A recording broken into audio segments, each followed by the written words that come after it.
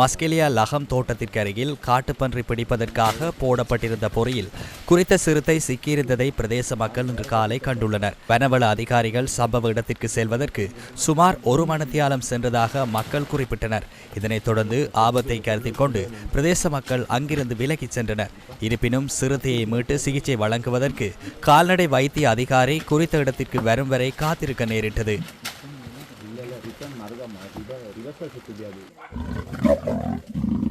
வரேன்னு காலைல 6:30க்கெல்லாம் சொன்னாங்க. நான் 11 மணி ஆகியும் எதுவும் சொல்லலை எங்களுக்கு தகவல். கொண்டு வரேன் தான் சொல்லிக்கிறாங்க. யாரையும் அந்த பக்கத்துலையும் போக விடல. ஆனால் கடைசியில் இப்படி இறந்துருச்சு. அது நாம் இது தொடர்பில் நல்ல தண்ணிக்கு பொறுப்பான பாதுகாப்பு அலுவலகத்தை தொடர்பு கொண்டு வினவினோம். சம்பவம் குறித்து தகவல் அறிந்த உடனேயே தமது குழுவொன்றை அவ்விடத்துக்கு அனுப்பியதாக அலுவலகத்தின் பேச்சாளர் ஒருவர் குறிப்பிட்டார்.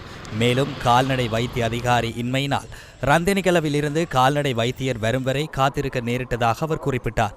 சம்பவத்தை அடுத்து பிரதேசவாசிகள் சம்பவ இடத்திற்கு வருகை தந்ததை அடுத்து சிறுத்தை அச்சமடைந்ததால் மீட்பதில் சிரமம் ஏற்பட்டதாக அவர் மேலும் குறிப்பிட்டார். சில காலங்களுக்கு முன்னர் இந்த பகுதியில் இருந்து சில கிலோமீட்டர் தொலைவில் பொறியில் சிக்கிய நிலையில் சிறுத்தை ஒன்று மீட்கப்பட்டமை குறிப்பிடத்தக்கது.